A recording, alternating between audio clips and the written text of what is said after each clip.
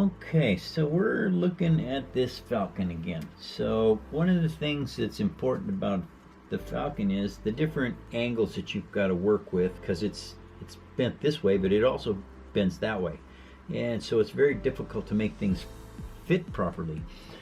But once you get your side pieces on, I should say, what are these ends, caps, tops, whatever they are, you need to build this end in here, and there's a couple ways you can get this to work, because you need to make circles. Now I have all kinds of little tubes that I save here and there.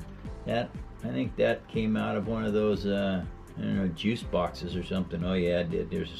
So anyway, I save these tubes from all kinds of stuff because they come in really handy for making things.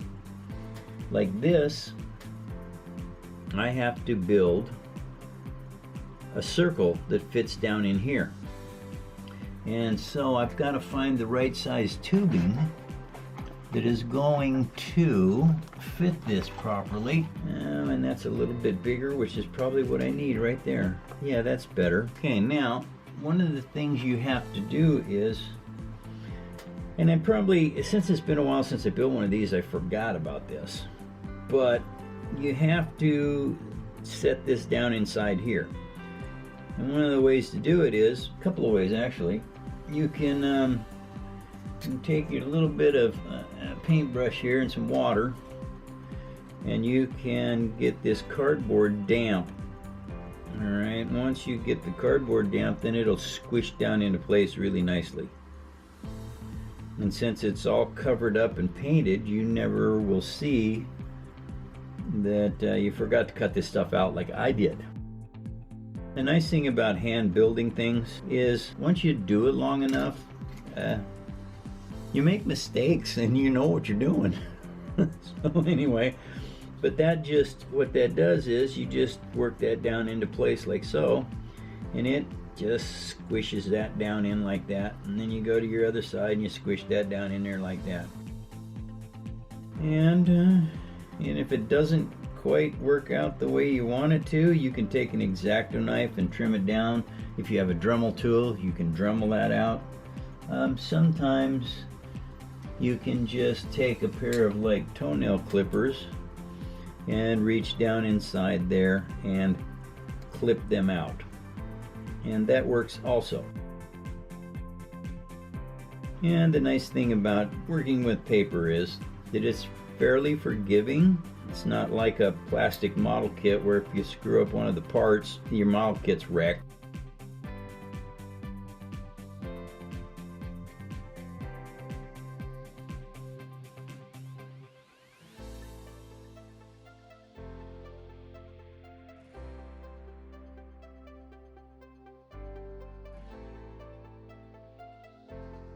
And so I just keep nibbling it off until I get that piece out of there.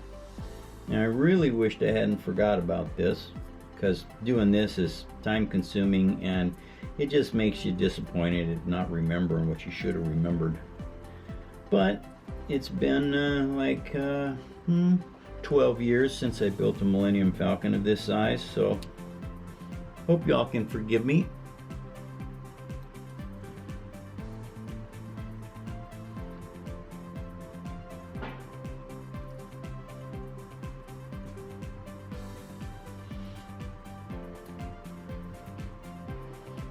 Okay, now that I've got that stuff beavered out of there, that now. Alright, so we need this to stick out about that far, not much. Okay, so let's see, yeah, that's about right. So now that I have my measurement, which is my handy dandy steel rule, it is 1/8 of an inch. So now what we got to do is come up with some paper. Alright, it kind of depends on what kind of paper you want to use. I'm just using regular old just garbage paper that I was throwing away.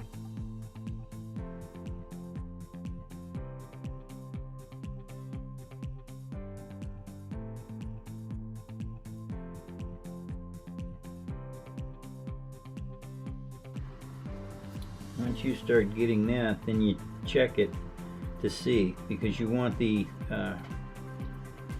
this round piece of paper that you're building to be the same width as your two plates.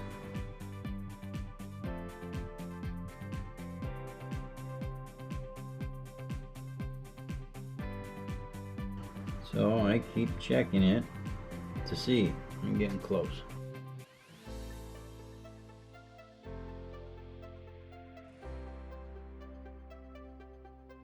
Well, look at that. That is just about perfect. So, and then you can just, with your thumbnail, you can just slowly work that right off of there. Just like that. Then you make your second one. And I always press it down this way. What you're doing is you're making sure it's square with the end of your tubing. And then you just work it off of there like so. Now you have both your end pieces for your Falcon, which what it is it gives you this look.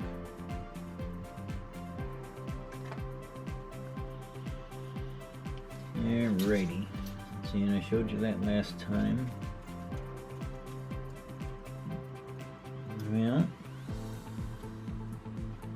we should probably go ahead and put the second set of pieces on this one here. Always have your center, mark your centers, because that way while you're building you have something to go by, that you don't have to guess a lot about where everything is fitting.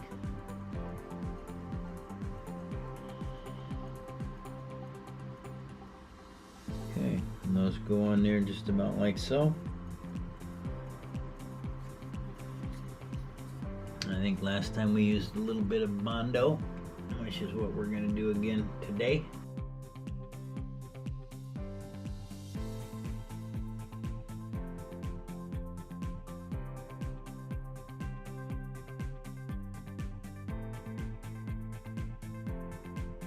The trick with this is not to use too much glue, because then it becomes soupy.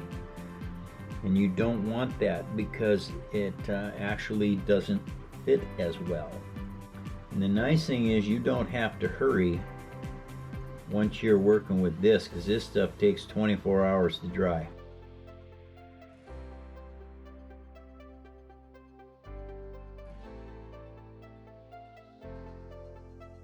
I was thinking about how y'all can get these dental tools. Go to your dentist office and ask them if you can have some of their old tools that they're throwing out.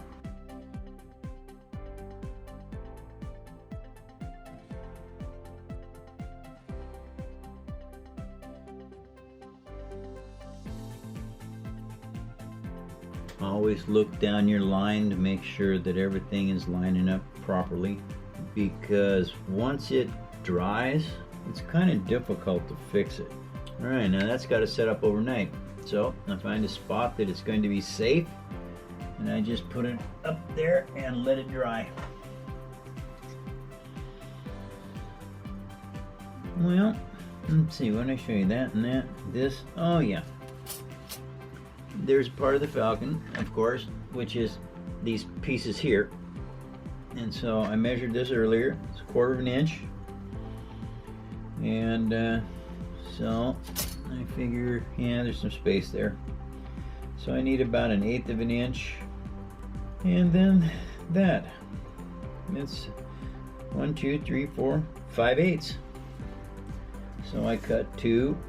And they're pretty thin actually. So I think I'll do 4 of these. 4 by 5/8. 1, 2, 3, 4, 5. Yep. 1, 2, 3, 4, 5. 1, 2, 3, 4, 5. 2, 3, 4, 5. Okay. So, and after you've done this for a while, you get pretty good at cutting square. And you're just squaring up with this line with your scissors this way to make it square.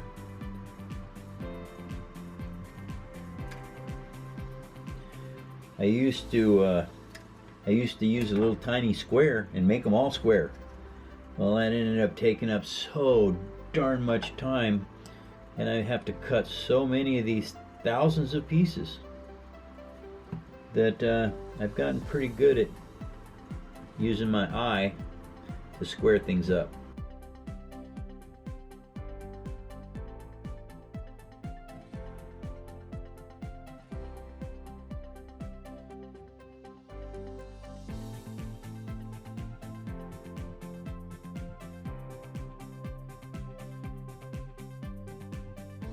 I just put a little bit of a tweak on it just so it's slight curve, because this is curved.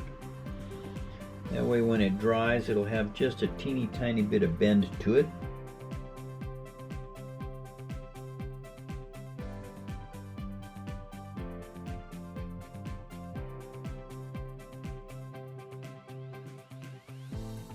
And that just pushes down into place like that. And I just put quite a bit of pressure on there, hold it down into place.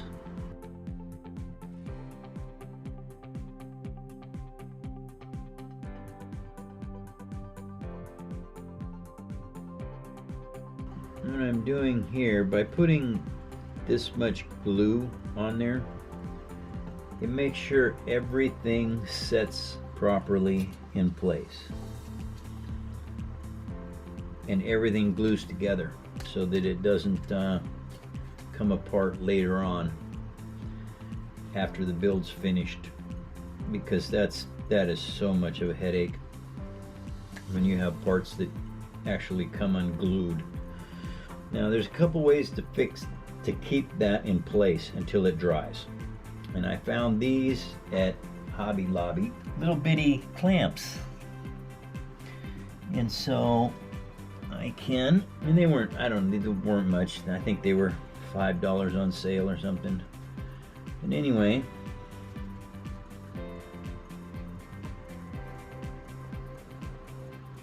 you square everything up, and then you just squeeze it a little bit. Oop, I think I squeezed it a little bit too much.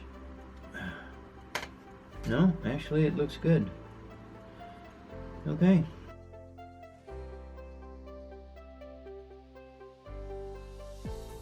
Yeah, and that will hold it in place for you, so you don't have to hold it with your hands. If you have nothing better to do, you just hold on to it. There's another way that you can do that too. You can wrap rubber band around that, and that'll also hold it in place.